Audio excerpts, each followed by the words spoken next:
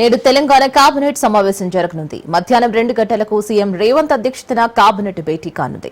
2023 December 7 నుంచి ఇప్పటి వరకు 18 సార్లు కేబినెట్ సమావేశాలు జరిగాయి. ఇప్పటి వరకు సుమారు 315 పైచిలుకు అంశాలపై కేబినెట్ లో చర్చ జరిగింది. ఇప్పటి వరకు జరిగిన కేబినెట్ నిర్ణయాలు, ఆమోదించిన అజెండా అంశాలపై సమీక్ష జరపనున్నారు. స్థానిక సంస్థల ఎన్నికలు, కొత్త రేషన్ కార్డుల పంపిణీ, యువ వికాసం పథకంపై కేబినెట్ లో చర్చ జరగనుంది. స్టాంపులు, చట్ట సవరణ బిల్లును కేబినెట్ ఆమోదించనుంది.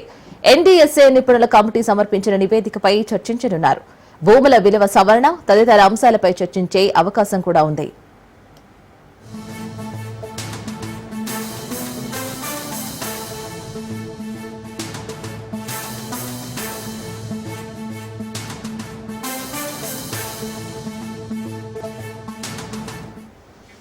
నేడు తెలంగాణ కేబినెట్ సమావేశం జరగనుంది.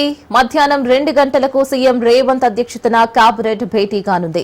2023 డిసెంబర్ 7 నుంచి ఇప్పటి వరకు 18 సార్లు కేబినెట్ సమావేశాలు జరిగాయి. ఇప్పటి వరకు సుమారు 315 పైచిలుకు అంశాలపై కేబినెట్ లో చర్చ జరిగింది. ఇప్పటి వరకు జరిగిన కేబినెట్ నిర్ణయాలు, ఆమోదించిన అజెండా అంశాలపై సమీక్ష జరపనున్నారు. స్థానిక సంస్థల ఎన్నికలు, కొత్త రేషన్ కార్డుల పంపిణీ, యువ వికాసం పథకంపై కేబినెట్ లో చర్చ జరగనుంది. స్టాంపులు, చట్ట సవరణ బిల్లును కేబినెట్ ఆమోదించనుంది. ఎన్డీఎస్ఏ నిపుణుల కమిటీ సమర్పించిన నివేదికపై చర్చించనున్నారు. భూముల విలువ సవరణ తదితర అంశాలపై కూడా చర్చించే అవకాశం ఉంది.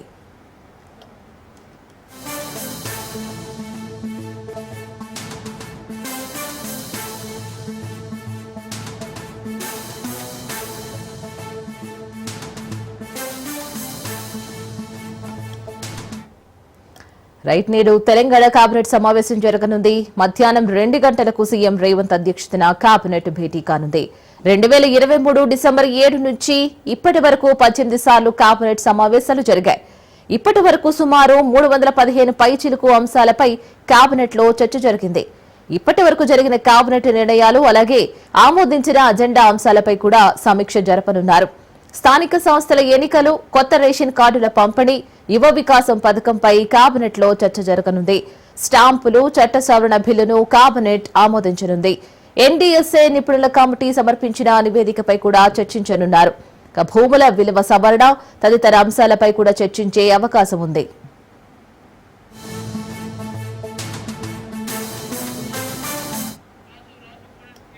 దీని గురించి పూర్తి డీటెయిల్స్ మా ప్రతినిధి రాజు అందిస్తారు. రాజు, ఈ రోజు తెలంగాణ కేబినెట్ సమావేశం జరగబోతా ఉంది. మధ్యాహ్నం 2 గంటలకు ముఖ్యమంత్రి రేవంత్ రెడ్డి అధ్యక్షతన ఈ సమావేశం జరగబోతా ఉంది. రాష్ట్ర సచివాలయంలో జరగబోయే ఈ సమావేశానికి మంత్రులు హాజరు కాబోతా ఉన్నారు. ప్రధానంగా ఈ యొక్క కేబినెట్ సమావేశంలో పలు కీలకమైన నిర్ణయాలు తీసుకునే అవకాశం కనిపిస్తా ఉంది.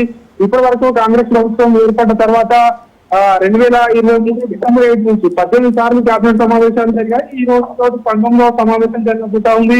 ఇప్పటి వరకు 315 పైచిలుకు అంశాలపై కేబినెట్ లో చర్చించడం జరిగింది. వీటన్నిటి యొక్క పురోగతి, అదేవిధంగా అంశాలు, చర్చించిన అంశాలు ఎక్కడి వరకు ఆ నిర్ణయాలు అమలయ్యాయనే దానిపై కూడా ఈ సమావేశంలో చర్చించబోతా ఉన్నారు.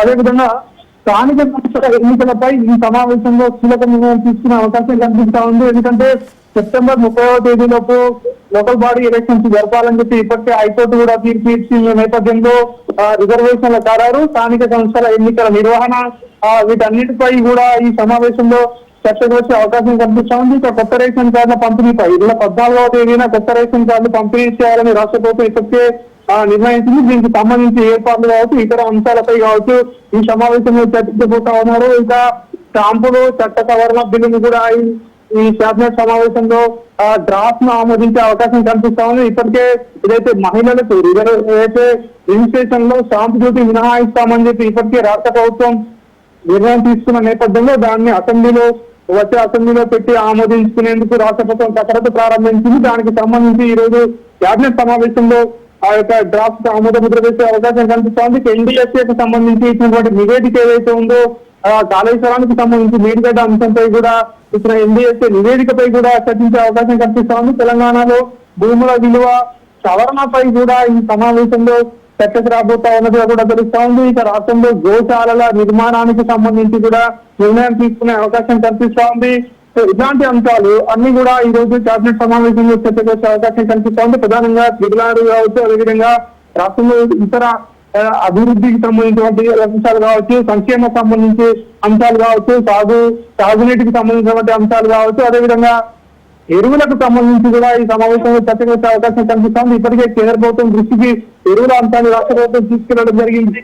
దాంతో పాటు రోడ్ల అంశం రాష్ట్రంలో చాలా వరకు రోడ్లు కూడా ఇప్పటికే అవన్నీ కూడా అధ్వాన్న స్థితికి వెళ్ళాయి. వాటన్నిటి కూడా త్వరితగతిన పునరుద్ధరించాలని చెప్పి రాష్ట్ర ప్రభుత్వం భావిస్తా ఉంది. రోడ్ల అంశం కావచ్చు, ఇతర అంశాలపై కూడా ఈ సమావేశంలో చర్చకు వచ్చే అవకాశం కనిపిస్తా ఉంది.